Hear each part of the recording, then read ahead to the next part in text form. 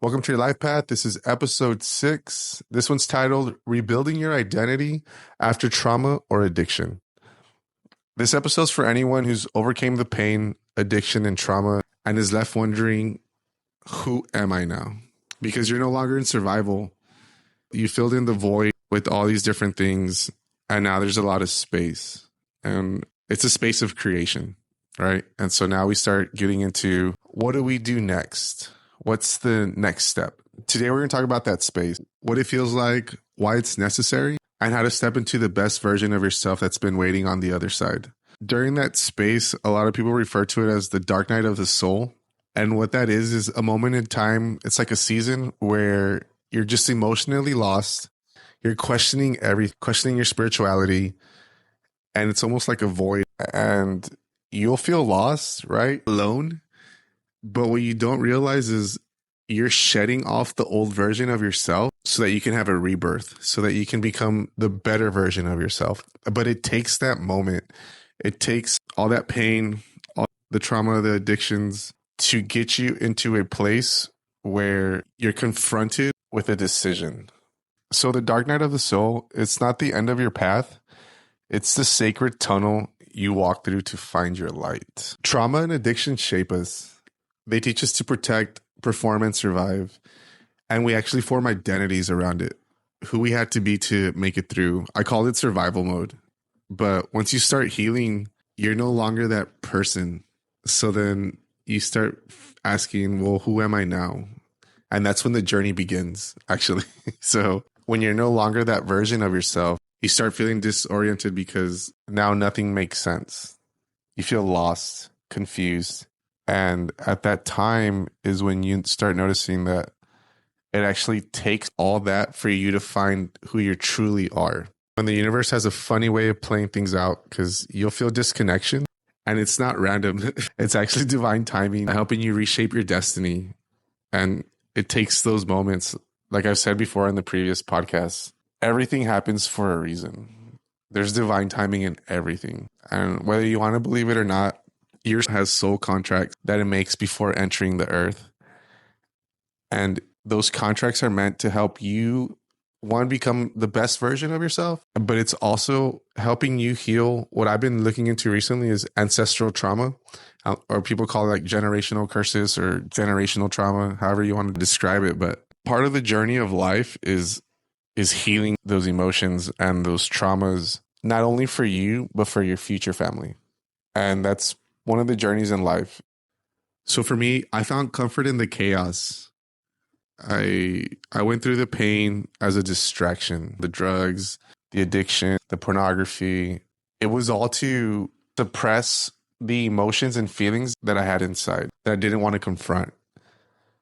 And it wasn't until I did that I started this healing journey. And for most, it's a scary place to confront your thoughts and your feelings and the pain. But the moment that you do is when you actually start changing. I've been saying that in previous podcasts. But for me, before that, I can honestly say I was just lost. I was going through the motions. I was in what I call survival mode, just trying to survive. And when you're in that survival mode, you're really not living life. You're not able to see all the blessings that God has set for all of us, right? Just in this whole world.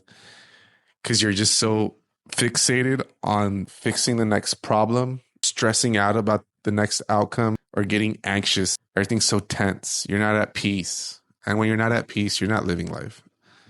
And until you're able to confront the inner work inside of you, I don't think you'll ever find peace, to be honest. Until you find that peace, you're not living life. And for me, once I did confront all the pain that I had inside, I was ashamed of who I was, of my past version of me, right? And when I had a session with one of my spiritual coaches, Rosangel, shout out to Rosangel, she's the bomb.com. Family constellations. If you guys don't know what that is, look it up. It's deep work.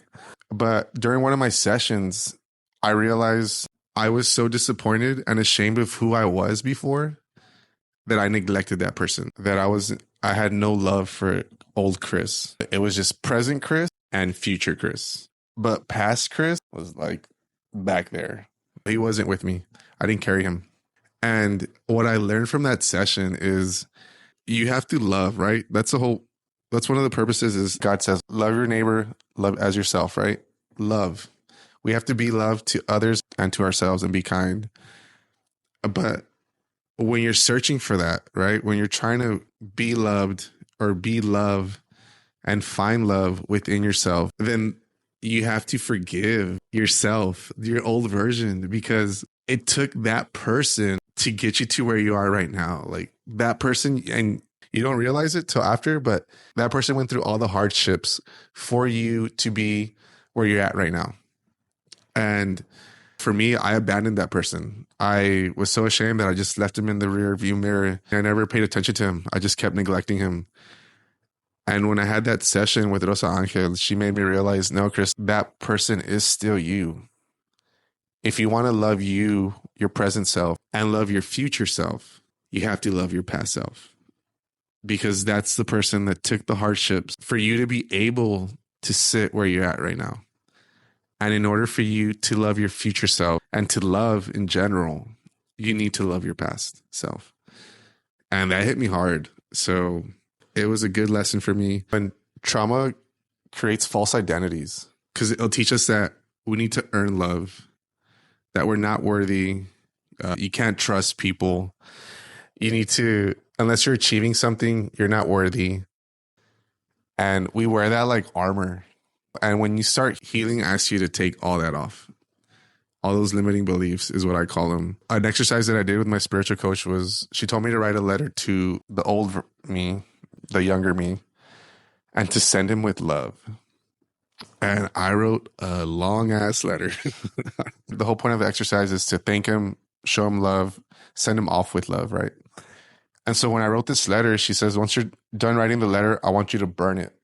And I was like, cool. So I'm out there. As I'm burning my paper, this letter to my younger self, it starts shaping a heart, right? And I was like, wow, that was a special moment because the whole point was to send it with love. And when I saw that, that was confirmation for me from the universe and my soul saying, thank you, because that's what you needed. That was part of your healing journey. A lot of the trauma defines us, but once you can move past that and heal and forgive and love, it's endless, the capabilities and what you can do. And you start really soul searching and really finding out your true identity. So a couple of things that I did to help identify the new version of me is I had to ask myself questions, right? Those hard questions. And one of them is, who did I become in order to survive? What patterns was I doing, right? What are things that the old version of me would do that weren't good for me, for the soul? And affirmations for me were really big because it helped me stay positive, keep that positive mindset. And so affirmations of who I'm becoming, the I ams. There's a cool video. I'll share that. I listened to a couple of them at the gym. And then try new things. What's the current version of me? What are my new hobbies? Or what would put a smile in my face right now? Or what would be an action I can take to show myself love? And honestly, this is probably the hardest one, guys, is for me personally, I had to remove myself from a lot of people, a lot of friends, a lot of acquaintances, a lot of childhood friends. I had to isolate myself, and it sucks and it's scary. And it's something where you really got to step out of your comfort zone. But I promise if you're willing and have the courage to do that, all you have is you and God. And that relationship will help you become who you want to be. And that relationship flourishes.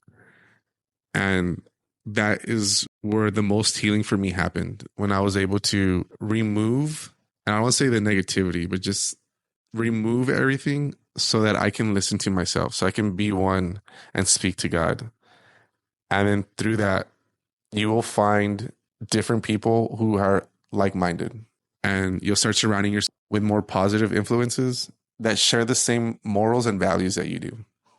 All right, because you don't want to fall back to your old ways. So you have to be smart and not put yourself in danger, right? So, guys, in this journey, the healing journey, it's okay to feel lost in the in-between because you're not broken, you're rebuilding.